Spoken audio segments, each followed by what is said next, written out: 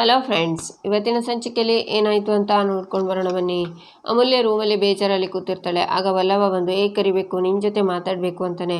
ಹೇಳು ವಲ್ಲಭ ಅಂತಾಳೆ ಅಮೂಲ್ಯ. ತಗೋ ಅಂತ ಲೆಟರ್ನ ಕೊಡ್ತಾನೆ ವಲ್ಲಭ. ಏನಿದು ಅಂತಾಳೆ ಅಮೂಲ್ಯ. ತೆಗ್ದು ನೋಡು ಅಂತಾನೆ ವಲ್ಲಭ. ಲೆಟರ್ ಓಪನ್ ಮಾಡಿ ಅದರೊಳಗಿರೋ ಚಾಕ್ಲೇಟ್ನ ತಗೊಂಡು ಲೆಟರ್ ಬಿಸಾಕ್ತಾಳೆ ಅಮೂಲ್ಯ. ಪೇಪರ್ ಯಾಕೆ ಬಿಸಾಕ್ತೆ?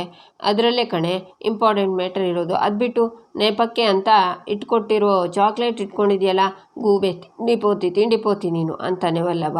ಯಾವುದು ಈ ಪೇಪರಾ ಅಂತಾಳೆ ಅಮೂಲ್ಯ. ಅದನ್ನೇ ತೆಗ್ದು ನೋಡು ಅಂತಾನೆ ವಲ್ಲಭ. ಅದನ್ನು ತಗೊಂಡು ಟೂ ಕರಿಬೇಕು ಅಂತ ಅಡ್ರೆಸ್ ಓದಿ ನಿನಗೆ ನಾನು ತುಂಬ ಬೈದ್ಬಿಟ್ಟೆ. ನೀನು ನನಗೆ ಕಾಳಜಿಯಿಂದ ಊಟ ಮಾಡ್ಸೋಕೆ ಬಂದರೂ ನಾನು ಅದನ್ನು ಅರ್ಥನೇ ಮಾಡ್ಕೊಳ್ಳಿಲ್ಲ. ಇರಿಟೇಷನ್ ಆಗಿ ಕೂಗಾಡಿದೆ. ಅವತ್ತು ನೀನು ಬೇಜಾರಲ್ಲಿದ್ದಾಗ ನೀನು ಬೇಡ ಅಂದರೂ ಒತ್ತಾಯ ಮಾಡಿ ನಾನು ಊಟ ಮಾಡಿಸಿದೆ. ಆಗ ನೀನು ನನ್ನ ಮೇಲೆ ಕೂಗಾಡಿರಲಿಲ್ಲ. ಆದರೆ ನಾನು ಆ ಥರ ನಡ್ಕೊಳ್ಳೋಕ್ಕಾಗಲಿಲ್ಲ. ಏನು ಮಾಡೋಕ್ಕಾಗುತ್ತೆ? ಇದು ನನಗೆ ಸ್ವಲ್ಪ ಗಿಲ್ಟ್ ಇದೆ. ನಾನು ಬೈದಿದ್ದನ್ನು ಮನಸ್ಸಲ್ಲಿ ಇಟ್ಕೋಬೇಡ ಆಯಿತಾ? ಇನ್ಯಾವತ್ತೂ ನಿನಗೆ ಬೈಯಲ್ಲ. ತಪ್ಪು ಮಾಡಿದರೆ ಮಾತ್ರ ಬೈತೀನಿ. ಸಾರಿ. ಇತಿ ನಿನ್ನ ವೈರಿ ಸಕಲ ವಲ್ಲಭ ಅಂತ ಓದಿ. ಅಯ್ಯೋ ನನ್ನ ಮಗನೇ, ಬೈಯುವಾಗ ಮುಖದ ಮೇಲೆ ಬೈಯೋಕ್ಕಾಗುತ್ತೆ? ಸಾರಿನ ಲೆಟರಲ್ಲಿ ಬರೆದು ಕೊಡ್ತೀಯ? ಡೈರೆಕ್ಟಾಗಿ ಸಾರಿ ಕೇಳೋಕ್ಕೇನೆ ನಿನಗೆ ಮಾಡ್ತೀನಿ ಇರು ಅಂತ ಯೋಚನೆ ಮಾಡಿ ಆ ಲೆಟರ್ನ ಮುದ್ದೆ ಮಾಡಿ ಕೆಳಗೆ ಬಿಸಿತಾಳೆ ಅಮೂಲ್ಯ. ಯಾಕೆ ಎಸ್ದೆ ಅದನ್ನು ಅಂತಾನೆ ವಲ್ಲಭ. ನಾನು ಅದನ್ನು ಎಸ್ತಿದ್ದೀನಿ ಅಂದರೆ ನಾನು ಇನ್ನು ಸಾರಿನ ಆಕ್ಸೆಪ್ಟ್ ಮಾಡಿಲ್ಲ ಅಂತ, ರಿಜೆಕ್ಟ್ ಮಾಡಿದ್ದೀನಿ ಅಂತ ಅರ್ಥ ಅಂತಾಳೆ ಅಮೂಲ್ಯ. ಯಾಕೆ ಅಂತಾನೆ ವಲ್ಲಭ. ಯಾಕಂದರೆ ಬೈಯುವಾಗ ಕೂಗಾಡಿ ರೇಗಾಡಿ ಮುಖದ ಮೇಲೆ ಬೈಯಿದೆ. ಈಗ ಸಾರಿ ಮಾತ್ರ ಲೆಟರಲ್ಲಿ ಬರೆದು ಕೊಟ್ಟಿದ್ಯಾ. ಒಳ್ಳೆ ಚಿಕ್ಕ ಮಕ್ಕಳು ಮಿಸ್ಗೆ ಅಪಾಲಜಿ ಲೆಟರ್ ಕೊಡ್ತಾರಲ್ಲ, ಹಾಗೆ ಕೊಟ್ಟಿದ್ಯಾ. ಈ ಸಾರಿ ರಿಜೆಕ್ಟ್ ಆಗಿದೆ ಅಂತಾಳೆ ಅಮೂಲ್ಯ. ಹಾಗೆಲ್ಲ ಹೇಳಬೇಡ, ನೀನು ಆಕ್ಸೆಪ್ಟ್ ಮಾಡಲೇಬೇಕು ಅಂತಾನೆ ವಲ್ಲಭ. ನೀನು ಬಾಯಿ ಬಿಟ್ಟು ಸಾರಿ ಕೇಳು, ಆಕ್ಸೆಪ್ಟ್ ಮಾಡ್ತೀನಿ. ಈ ಥರ ಲೆಟರಲ್ಲೆಲ್ಲ ಕೇಳಿದರೆ ಸಾರಿನ ಒಪ್ಕೊಳ್ಳೋ ಚಾನ್ಸೇ ಇಲ್ಲ ಅಂತಾಳೆ ಅಮೂಲ್ಯ. ಅಲ್ಲಿಂದ ಹೋಗಬೇಕು ಅನ್ನುವಾಗ ಆಯಿತು ಸಾರಿ ಅಂತಾನೆ. ಕೇಳ್ತಿಲ್ಲ ಅಂತಾಳೆ ಅಮೂಲ್ಯ.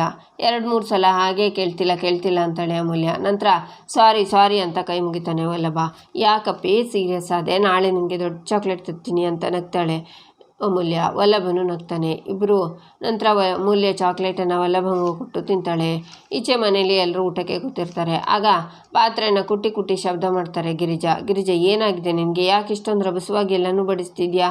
ನಿಧಾನಕ್ಕೆ ಬಡಿಸ್ಬಾರ್ದಾ ಅಂತಾರೆ ನಂದನ್. ಆಗ ನಿಧಾನಕ್ಕೆ ಬಡಿಸಿ ಇದು ಸರಿನಾ ಅಂತಾರೆ ಗಿರಿಜಾ. ಮಾಧವ, ಏನೋ ನನ್ನನ್ನು ಹಾಗೆ ನೋಡ್ತಾ ಕೂತಿದ್ಯಾ? ಊಟ ಮಾಡೋ ಅಂತ ಜೋರಾಗಿ ಹೇಳ್ತಾರೆ ಗಿರಿಜಾ. ಮಾಡ್ತೀನಮ್ಮ, ಸಾರಿ ಅಂತಾನೆ ಮಾಧವ. ಕೇಶವ, ಏನಿವತ್ತು ಊಟ ಮಾಡಬೇಕು ಅಂತಿದ್ಯಾ ಅಥವಾ ನಾಳೆ ಬೆಳಿಗ್ಗೆವರೆಗೂ ಊಟ ಮಾಡ್ಕೊಂಡು ಕೂತಿರ್ತೀಯ? ಬೇಗ ತಿಂದು ಎದ್ದೋಗಿ ಕೈ ತೊಳ್ಕೊ ಹೋಗು ಅಂತಾರೆ ಗಿರಿಜಾ. ಅಕ್ಕ ಭದ್ರಕಾಳಿ ಆಡ್ದಂಗೆ ಆಡ್ತಿದ್ದಾಳೆ. ನನಗೂ ಬೈದರೂ ಬೈಬೋದು, ಗಬಗಬ ತಿನ್ನೋದೇ ಒಳ್ಳೆಯದು ಅಂತ ಸುಂದರ ಯೋಚನೆ ಮಾಡ್ತಾನೆ. ಮೀನಾ, ಏನು ಹಾಗೆ ನೋಡ್ತಿದ್ಯಾ? ಕೇಶವನ ತಟ್ಟೆ ನೋಡು, ಅವನಿಗೆ ಪಲ್ಯ ಬಿಡಿಸು ಅಂತಾರೆ ಗಿರಿಜಾ. ಸುಂದರ, ಏನು ಹಾಗೆ ಗಬಗಬ ಅಂತ ತಿಂತಿದ್ಯಾ? ಯಾವ ಬಸ್ ಹಿಡಿಯೋಕ್ಕೆ ಹೋಗಬೇಕು? ಸ್ವಲ್ಪ ನಿಧಾನವಾಗಿ ತಿನ್ನು ಅಂತಾರೆ ಗಿರಿಜಾ. ಅಮ್ಮ, ಏನಾಗಿದೆ ನಿನಗೆ? ಯಾಕೆ ಎಲ್ರಿಗೂ ಬೈತಿದ್ಯಾ ಅಂತಾಳೆ ರಕ್ಷಾ. ತರಲೆ ತಟ್ಟೆ ನೋಡಿಕೊಂಡು ತಿನ್ನು, ಎದ್ದೇಳೆ. ಜಾಸ್ತಿ ತರಲೆ ಮಾಡಿದರೆ ತಲೆ ಮೇಲೆ ತಡ್ತೀನಿ ಅಂತಾರೆ ಗಿರಿಜಾ.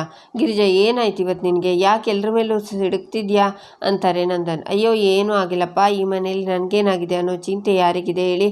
ನನ್ನ ಮನಸ್ಸಲ್ಲಿ ಆಗೋದನ್ನು ಹೇಳಿದರೆ ಇಲ್ಲಿ ಕೇಳಿಸ್ಕೊಳ್ಳೋಕ್ಕೆ ಯಾರಿದ್ದಾರೆ? ಅದಕ್ಕೆ ನನ್ನ ಮನಸ್ಸಿನೋವನ್ನು ಹೀಗೆ ಹೊರಗೆ ಹಾಕ್ತಿದ್ದೀನಿ ಅಂತಾರೆ ಗಿರಿಜಾ.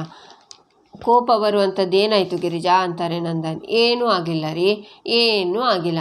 ನಾನು ಜೀವನದಲ್ಲಿ ತುಂಬ ಆರಾಮಾಗಿದ್ದೀನಿ, ಸರಿನಾ ಅಂತಾರೆ ಗಿರಿಜಾ. ಅದನ್ನು ನೀನೇ ಮಾತಾಡ್ತೀಯಾ, ಇದನ್ನು ನೀನೇ ಮಾತಾಡ್ತೀಯಾ? ನನಗೊಂದು ಅರ್ಥ ಆಗ್ತಿಲ್ಲ. ಅದೇನು ಬಿಡಿಸಿ ಸರಿಯಾಗಿ ಹೇಳು ಅಂತಾರೆ ನಂದನ್. ಮತ್ತೇನ್ರಿ, ನನ್ನ ಮಗ ವಲ್ಲಭ ಒದ್ದಾಡ್ತಿರೋದನ್ನು ನೋಡೋಕ್ಕಾಗ್ತಿಲ್ಲ ರೀ. ಅವನು ಬೈಕ್ ಕಳ್ಕೊಂಡು ಅಂತ ಗಿರಿಜಾ ಹೇಳುವಾಗ ಅವನ ವಿಷಯ ಆದರೆ ನನ್ನ ಹತ್ರ ಮಾತಾಡೋಕ್ಕೆ ಬರಬೇಡ ಗಿರಿಜಾ ಅಂತಾರೆ ನಂದನ್. ಮಾತಾಡ್ತೀನಿ ರೀ, ನಾನಿವತ್ತು ಮಾತಾಡೇ ಆಡ್ತೀನಿ. ಯಾಕಂದರೆ ಅವನು ನಮ್ಮ ಮಗ, ಬೇರೆ ಯಾರ್ದೋ ಮಗ ಅಲ್ಲ ರೀ. ಪಾಪ ರೀ, ನಮ್ಮ ವಲ್ಲಭ ಸೈಕಲ್ ತುಳ್ಕೊಂಡು ಡೆಲಿವರಿ ಮಾಡ್ತಿದ್ದಾನೆ. ಅವನ್ನ ನೋಡಿದರೆ ನನ್ನ ಕರುಳು ಕಿತ್ತು ಬರ್ತಿದೆ. ನೀವೇ ಏನಾದರೂ ಸಹಾಯ ಮಾಡಬಾರ್ದಾ ಅಂತಾರೆ ಗಿರಿಜಾ. ನಾನೇನು ಮಾಡೋಕ್ಕಾಗುತ್ತೆ ಗಿರಿಜಾ? ಅವ್ನು ಬೇಕು ಅಂದಾಗ ನಾನು ಬೈಕ್ ಕೊಡಿಸಿದ್ದೀನಿ ತಾನೆ. ಅವನದನ್ನು ಜಾಗ್ರತೆಯಿಂದ ಕಾಪಾಡ್ಕೋಬೇಕಾಗಿತ್ತು. ಬೇಜವಾಬ್ದಾರಿತನದಿಂದ ಅದನ್ನು ಕಳ್ಕೊಂಡ್ರೆ ನಾನೇನು ಮಾಡೋಕ್ಕಾಗುತ್ತೆ ಅಂತಾರೆ ನಂದನ್. ಯಾಕ್ರಿ ಮಾತಿಗೂ ಬೇಜವಾಬ್ದಾರಿತನ ಅಂತ ಮಕ್ಕಳನ್ನ ದೂರ್ತೀರಾ? ಅಲ್ಲ, ನೀವೇ ಯೋಚನೆ ಮಾಡಿ. ಮಾಧವನ ಮದುವೆ ಟೈಮಲ್ಲಿ ನೀವು ಚೀಟಿ ಹಾಕಿದ್ರಲ್ಲ, ಆ ಮನುಷ್ಯ ಚೀಟಿ ದುಡ್ಡು ತಗೊಂಡು ಓಡಿ ಹೋದ. ಆಗ ನಿಮ್ಮ ಮಕ್ಕಳೇನಾದರೂ ಅಪ್ಪನ ಬೇಜವಾಬ್ದಾರಿತನದಿಂದ ಇಷ್ಟೆಲ್ಲ ಆಯಿತು ಅಂತ ದೂರಿದ್ರಾ? ಇಲ್ಲ ತಾನೆ. ನಿಮ್ಮ ಕಷ್ಟನ ಅರ್ಥ ಮಾಡಿಕೊಂಡು ನಿಮ್ಮ ಜೊತೆ ನಿಂತರು. ಆದರೆ ನೀವು ಮಾಡ್ತಿರೋದೇನು ಹೇಳಿ? ಇಲ್ಲಿ ನೋಡಿ, ಕೆಲವೊಂದು ಸಲ ನಾವೆಷ್ಟೇ ಸರಿಯಾಗಿದ್ದರೂ ನಮಗೆ ಮೋಸ ಆಗಿಬಿಡುತ್ತೆ ರೀ. ಹಾಗಂತ ನಾವು ಬೇಜವಾಬ್ದಾರಿತನದಲ್ಲಿದ್ದೀವಿ ಅಂತಾಗಲಿ ಅಲ್ಲ. ಈಗ ನಮ್ಮ ವಲ್ಲಭಂಗೆ ಗಾಡಿ ವಿಚಾರದಲ್ಲಿ ಆಗಿರೋದು ಅದೇ. ಅವ್ನು ಮಾಡ್ತಾ ಇರೋ ಕೆಲಸಕ್ಕೆ ಗಾಡಿ ಬೇಕೇ ಬೇಕು ರೀ. ಸೈಕಲ್ ತೊಳ್ಕೊಂಡು ಅವ್ನು ತುಂಬ ಕಷ್ಟಪಡ್ತಾ ಇದ್ದಾನೆ ರೀ. ಇಲ್ಲಿ ನೋಡಿ, ನೀವು ಏನಾದರೂ ಅವನಿಗೆ ಸಹಾಯ ಮಾಡಲೇಬೇಕು. ನಿಮ್ಮ ದಮ್ಮಯ್ಯ ಅಂತೀನಿ ಅಂತಾರೆ ಗಿರಿಜಾ. ಇದೊಳ್ಳೆ ಕತೆ ಆಯ್ತಲ್ಲ, ನಾನು ಹೇಳಿದ್ನಾ ದುಡ್ದು ಪ್ರತಿ ತಿಂಗಳು ನನಗೆ ತಂದು ಕೊಡು ಅಂತಾರೆ ನಂದನ್. ನೀವು ಹಾಗೆ ಹೇಳದೆ ಇರ್ಬೋದು ರೀ, ಆದರೆ ನೀವು ಆಡಿರೋ ಮಾತಿಂದ ಅವನ ಮನಸ್ಸಿಗೆ ಬೇಜಾರಾಗಿದೆ. ನೀವು ಅವತ್ತು ಅಮ್ಮಗೆ ಬೈದಿದ್ದಕ್ಕೆ ತಾನೇ ಅವನು ಈ ರೀತಿ ಕೆಲಸಕ್ಕೆ ಸೇರಿಕೊಂಡು ಕಷ್ಟಪಡ್ತಿರೋದು. ಇದೇನು ಸುಳ್ಳಲ್ವಲ್ಲ ಅಂತಾರೆ ಗಿರಿಜಾ, ಇದು ಅತಿಯಾಯಿತು. ಅವನ ಬೈಕ್ ಕಳ್ಕೊಂಡಿದ್ದನ್ನು ನನ್ನ ತಲೆ ಮೇಲೆ ಕಟ್ಟೋಕೆ ಬರ್ತಿದ್ಯಲ್ಲ ನೀನು. ಈ ವಿಚಾರದಲ್ಲಿ ನಾನೇನು ಮಾಡೋಕ್ಕೆ ಬರೋದಿಲ್ಲ, ಅದಕ್ಕೂ ನನಗೂ ಸಂಬಂಧ ಇಲ್ಲ. ಇನ್ಮೇಲೆ ಆ ವಿಷಯ ನನ್ನ ಹತ್ರ ಮಾತಾಡೋಕೆ ಬರಬೇಡ ಅಷ್ಟೇ ಅಂತಾರೆ ನಂದನ್. ನಿಮ್ಮ ಹತ್ರ ಅಲ್ಲದೆ ಬೇರೆ ಯಾರ ಹತ್ರ ಮಾತಾಡಲಿ? ಈ ವಿಚಾರಕ್ಕೆ ನೀವೇ ಒಂದು ಪರಿಹಾರ ಕೊಡಬೇಕು ಅಷ್ಟೇ ಅಂತಾರೆ ಗಿರಿಜಾ. ಆಗಲ್ಲ ಅಂದರೆ ಆಗಲ್ಲ ಅಂತ ನಂದನ್ ಎದ್ದೋಗ್ತಾರೆ. ಆಗ ಪ್ರಿಯಾ, ಅಯ್ಯೋ ಮಾವ ಊಟ ಬಿಟ್ಟು ಹೊರಟೋದ್ರಲ್ಲ ಅಂತಾಳೆ. ನೀವೇನು ಯೋಚನೆ ಮಾಡಬೇಡಿ, ಅವರು ಬೆಳಿಗ್ಗೆ ತಿಂಡಿನ ಚೆನ್ನಾಗಿ ತಿನ್ಕೋತಾರೆ ಪ್ರಿಯಾ ಅವರೇ ಅಂತಾನೆ ಸುಂದ್ರ. ಈಚೆ ವಲ್ಲಭ ಬೆಡ್ ಮೇಲೆ ಮಲಗಿರ್ತಾನೆ. ಆಗ ಅಮೂಲ್ಯ ಕೆಳಗಡೆ ಕೂತ್ಕೊಂಡು ಓದ್ತಿರ್ತಾಳೆ. ಕಾಲು ನೋವು ಯಾವ ಥರ ನೋವ್ತಿದೆ ಅಂತಾನೆ ವಲ್ಲಭ. ಪಾಪ ವಲ್ಲಭ ಎಷ್ಟೆಲ್ಲ ಸ್ಟ್ರಗಲ್ ಮಾಡ್ತಿದ್ದಾನೆ. ಸೈಕಲ್ ಓಡಿಸಿ ಕೈಕಾಲೆಲ್ಲ ನೋಡ್ತಿದೆ, ಮನಸ್ಸಿಗೂ ನೋವಾಗಿದೆ. ಎಲ್ಲ ಹೇಗೆ ತಡ್ಕೊಂಡಿದ್ದಾನೋ ಏನೋ. ಇದೆಲ್ಲ ಶುರುವಾಗಿದ್ದೆ ನನ್ನಿಂದ. ನಾನು ಯಾರ ಹತ್ರನೂ ಕೈ ಚಾಚೋ ಥರ ಆಗಬಾರ್ದು ಅಂತಾನೆ ಇವನು ಕೆಲಸಕ್ಕೆ ಸೇರಿಕೊಂಡ. ನಾನು ಇವನಿಗೆ ಏನಾದರೂ ಹೆಲ್ಪ್ ಮಾಡಲೇಬೇಕು. ಕಾಲು ತುಂಬ ನೋವ್ತಿದ್ಯಾ ಅಂತ ಬೆಡ್ ಮೇಲೆ ಕೂತ್ಕೊಂಡು ವಲ್ಲಭನ ಕಾಲನ್ನು ಒತ್ತುತ್ತಾಳೆ ಅಮೂಲ್ಯ. ಈಚೆ ನಂದನ್ ರೂಮಲ್ಲಿ ಬರೀತಾ ಗಿರಿಜಾ ಮಾತನ್ನು ನೆನ್ಪು ಮಾಡ್ಕೋತಾರೆ. ಹಾಗೆ ಗಿರಿಜಾ ಬಂದು, ರೀ ನಾನು ಬಾಯಿ ತಪ್ಪಿ ಕೋಪದಿಂದ ಹಾಗೆ ಮಾತಾಡಬಾರ್ದಾಗಿತ್ತು. ನಾನು ಹಾಗೆ ಮಾಡಿದ್ದಕ್ಕೆ ನೀವು ಊಟನೂ ಮಾಡದೆ ಇದ್ದು ಬಂದ್ರಿ. ಬನ್ನಿ ಊಟ ಮಾಡಿ, ನಾನೇ ಬಡಿಸ್ತೀನಿ ಅಂತಾರೆ ಗಿರಿಜಾ. ಊಟ ಮಾಡೋ ಮನಸ್ಥಿತಿ ಇಲ್ಲ ಗಿರಿಜಾ, ಹೊಟ್ಟೆ ಹಸಿವಾದರೆ ಹೇಳ್ತೀನಿ, ಊಟ ಹಾಕುವೆ ಅಂತಾರೆ ನಂದನ್. ರೀ ನನ್ನನ್ನು ಕ್ಷಮಿಸ್ಬಿಡ್ರಿ, ನಾನು ನಿಮ್ಮ ಹತ್ರ ಆ ಥರ ಮಾತಾಡಬಾರ್ದಿತ್ತು ಅಂತಾರೆ ಗಿರಿಜಾ. ಎಲ್ಲರ ಮುಂದೆ ಕೂಗಾಡೋದು, ಅರಚಾಡೋದು, ಇಲ್ಲಿ ಏಕಾಂತದಲ್ಲಿ ಕ್ಷಮಿಸ್ಬಿಡಿ ಅನ್ನೋದು, ಇದು ಒಳ್ಳೆ ಚೆನ್ನಾಗಾಯ್ತು ಅಂತ ನಂದನ್ ಹೇಳುವಾಗ ಗಿರಿಜಾ ಜೋರಾಗಿ ಅಗಳ್ತಾರೆ. ಗಿರಿಜಾ, ಏನಾಯ್ತು ಅಳುವಂಥದ್ದು? ಏನಾಯಿತು? ನಿನ್ನ ಬೈದಿದ್ದಕ್ಕೆ ನನಗೇನು ಬೇಜಾರಿಲ್ಲ. ನೀನು ಈ ಥರ ಕಣ್ಣೀರು ಹಾಕಿದರೆ ನನಗೆ ಸಂಕಟ ಆಗುತ್ತೆ ಕಣೆ ಅಂತಾರೆ ನಂದನ್. ನನಗೆ ಅದೇ ರೀ ಆಗ್ತಾ ಇರೋದು. ನನ್ನ ಮಗ ಬಿಸಿಲಲ್ಲಿ ಆ ಹಳೆ ಸೈಕಲ್ ತಳ್ಕೊಂಡು ಮನೆಗೆ ಹೋಗಿ ಡೆಲಿವರಿ ಕೊಡ್ತಿದ್ರೆ ನನಗೆ ಎಷ್ಟು ಸಂಕಟ ಆಯಿತು ಗೊತ್ತಾ? ಅದು ಅಲ್ಲದೆ ಒಂದು ಚಿಕ್ಕ ಬೈಕು ಇಲ್ವಾ ನಿನ್ನ ಹತ್ರ ಅಂತ ಆ ಜನ ಎಲ್ಲ ಅವಮಾನ ಮಾಡೋದು ನೋಡಿ ನನ್ನ ಕೈಲಿ ಸಹಿಸ್ಕೊಳ್ಳೋಕೆ ಆಗಿಲ್ಲ ರೀ. ಇಲ್ಲಿ ನೋಡಿ, ನಮ್ಮ ಮಗ ಆಗಿ ಅವನಷ್ಟೆಲ್ಲ ಯಾಕ್ರಿ ಅವಮಾನ ಅನುಭವಿಸ್ಬೇಕು ಅಂತ ಕೈ ಮುಗ್ದು ರೀ ನಿಮ್ಮ ದಮ್ಮಯ್ಯ ಅಂತೀನಿ. ನಮ್ಮ ವಲ್ಲಭಂಗೆ ಏನಾದರೂ ವ್ಯವಸ್ಥೆ ಮಾಡಿಕೊಡ್ರಿ. ಕೆಲಸ ಮಾಡಬೇಡ ಅಂದರೆ ಅವನು ಕೇಳಲ್ಲ. ಅದು ಅಲ್ಲದೆ ಪಾಪ ಅವನಿಗೆ ಈಗ ಮದುವೆ ಆಗಿದೆ, ದುಡಿಯೋದು ಅನಿವಾರ್ಯ. ಅದಕ್ಕೆ ನೀವೇ ಅವನಿಗೆ ದಾರಿ ತೋರಿಸ್ಬೇಕು. ನನ್ನ ಮಗನ ಒದ್ದಾಟ ನನ್ನ ಕೈಲಿ ನೋಡೋಕ್ಕಾಗ್ತಿಲ್ಲ ರೀ, ದಯವಿಟ್ಟು ರೀ ಅಂತಾರೆ ಗಿರಿಜಾ. ಬೆಳಿಗ್ಗೆ ಮನೆಯಲ್ಲಿ ಹಾಲ್ನಲ್ಲಿ ಎಲ್ಲರೂ ಇರ್ತಾರೆ. ಗಿರಿಜಾ ವಲ್ಲಭ ಕೈ ಹಿಡ್ಕೊಂಡು ಕರ್ಕೊಂಡು ಬರ್ತಾರೆ. ಯಾಕಮ್ಮ ಅಂತಾನೆ ವಲ್ಲಭ. ಅಪ್ಪ ಏನೋ ಮಾತಾಡಬೇಕಂತೆ ರೀ. ವಲ್ಲಭ ಬಂದ ಅಂತಾರೆ ಗಿರಿಜಾ. ಬೈಕು ಕಳೆದು ಹೋಗಿದೆ, ಈಗೇನೂ ಮಾಡೋಕ್ಕಾಗಲ್ಲ, ಅದ್ರ ಬಗ್ಗೆ ಯೋಚನೆ ಮಾಡೋದನ್ನು ಬಿಡು. ದಿನ ಸೈಕಲ್ ತೊಡ್ಕೊಂಡು ಬೀದಿ ಸುತ್ತಿ ಫುಡ್ ಡೆಲಿವರಿ ಮಾಡೋದು ಏನು ಸುಲಭದ ಕೆಲಸ ಅಲ್ಲ. ನನಗೂ ಕಷ್ಟ ಅರ್ಥ ಆಗುತ್ತೆ, ನಂದೇನು ಕಲ್ಮನ್ಸಲ್ಲ. ಅದಕ್ಕೆ ಇವನು ಇನ್ಮೇಲೆ ಫುಡ್ ಡೆಲಿವರಿ ಕೆಲಸ ಮಾಡೋದು ಬೇಡ ಅಂತಾರೆ ನಂದನ್.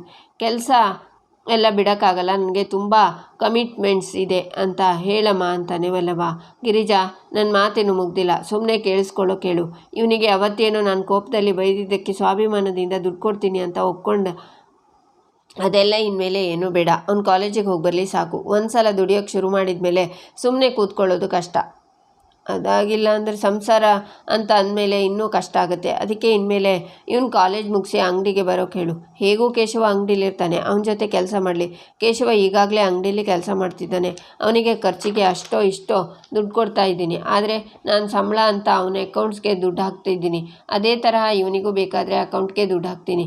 ಇಲ್ಲ ನನ್ನ ಕೈಗೆ ದುಡ್ಡು ಬೇಕು ಅಂದರೆ ಸಂಬಳ ಕೈ ಕೊಡ್ತೀನಿ. ಇನ್ಮೇಲೆ ಅವನು ನನಗೆ ದುಡ್ಡು ಕೊಡೋದು ಬೇಡ, ನಾನೇ ಅವನಿಗೆ ದುಡ್ಡು ಕೊಡ್ತೀನಿ. ನಾಳೆಯಿಂದಲೇ ಅಂಗಡಿಗೆ ಬರೋಕ್ಕೆ ಹೇಳು ಅಂತಾರೆ ನಂದನ್. ಇಲ್ಲಮ್ಮ, ನಾನು ಅಂಗಡಿಯಲ್ಲಿ ಕೆಲಸ ಮಾಡಲ್ಲ ಅಂತಾನೆ ವಲ್ಲಭ.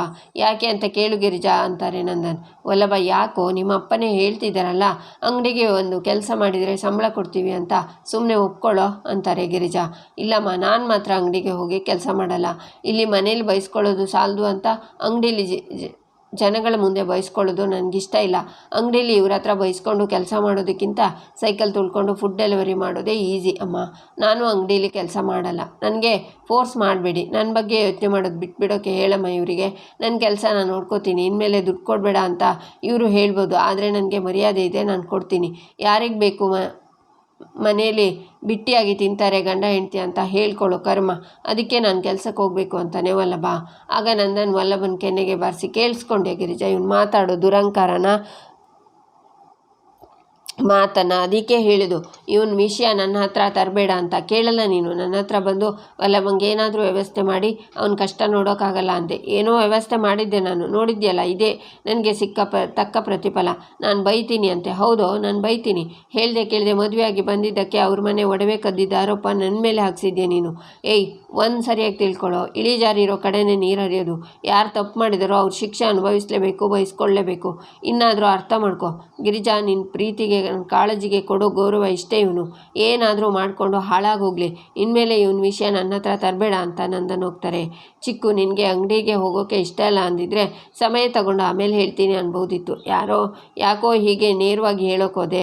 ನೀನು ಎಲ್ಲರ ಮುಂದೆ ಈ ಥರ ಏಟ್ ತಿಂದಿದ್ದು ನನಗೆ ಇಷ್ಟ ಆಗಲಿಲ್ಲ ಕಣೋ ಅಂತಾನೆ ಮಾಧವ. ಅಲ್ಲ ಕಣೋ, ಮುಂಚೆನೂ ಅಂಗಡಿಯಲ್ಲಿ ಕೆಲಸ ಮಾಡ್ತಿದ್ಯಲ್ಲ, ಅಂಗಡಿಯಲ್ಲಿ ಕೆಲಸ ಮಾಡೋಕೆ ಏನು ಪ್ರಾಬ್ಲಮ್ ನಿನಗೆ ಅಂತಾನೆ ಕೇಶವ. ಆಗ ವಲ್ಲಭ ಅಲ್ಲಿಂದ ಹೋಗ್ತಾನೆ. ವಲ್ಲಭ, ನಿಂತ್ಕೊಳ್ಳೋ ಅಂತ ಕೂಗ್ತಾರೆ ಗಿರಿಜಾ. ಈಚೆ ಗಿರಿಜಾ ಹಿತ್ತಲಲ್ಲಿ ಮೀನಾ ಅಮೂಲ್ಯ ಹತ್ರ, ಇದುವರೆಗೆ ನಮ್ಮ ಯಜಮಾನರು ನಮ್ಮ ವಲ್ಲಭ ತುಂಬ ಸರ್ತಿ ಬೈದಿದ್ದಾರೆ. ಆದರೆ ಅಪ್ಪ ಮಗನ ಮನಸ್ಸು 2 ದಿನದಲ್ಲಿ ಸರಿ ಹೋಗ್ತಿತ್ತು. ಯಾವತ್ತೂ ವಲ್ಲಭ ಅವ್ರ ಶತ್ರು ಮನೆ ಹುಡುಗಿನ ಮದುವೆ ಮಾಡ್ಕೊಂಡು ಬಂದು ಅವತ್ತು ಶುರುವಾಗಿದ್ದ ಕೋಪ ಮುಗಿಲೇ ಇಲ್ಲ ಕಣ್ರೋ. ವಲ್ಲಭ ಏನೇ ತಪ್ಪು ಮಾಡಿದ್ರು ಹೇಳ್ದೆ ಕೇಳದೆ ಮದುವೆ ಆಗಿ ಬಂದ ಅನ್ನೋ ಅಪವಾದದ ಪಟ್ಟಿ ಅವನ ಹಣೆಗೆ ಬಂದು ಅಂಟ್ಕೊಳ್ಳುತ್ತೆ. ಇವತ್ತು ನಾನು ಆ ಅಪವಾದನ ಕಿತ್ತಾಕ್ತೀನಿ ಅಂತಾರೆ ಗಿರಿಜಾ. ಅಂದರೆ ಅಂತಾಳೆ ಮೀನಾ.